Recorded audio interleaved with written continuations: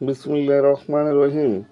হযরত আব্বাস ইবনে Abdul Muttalib হইতে বর্ণিত আছে, তিনি বলেন, রাসূল সাল্লাল্লাহু আলাইহি সাল্লামকে আমি বলিতে শুনিয়াছি, সেই ব্যক্তি ঈমানের স্বাদ পাইয়াছে যে ব্যক্তি আল্লাহকে রব, ইসলামকে দ্বীন এবং মুহাম্মদ সাল্লাল্লাহু আলাইহি সাল্লামকে রসূল হিসাবে সন্তুষ্ট মনে মানিয়া লইয়াছে।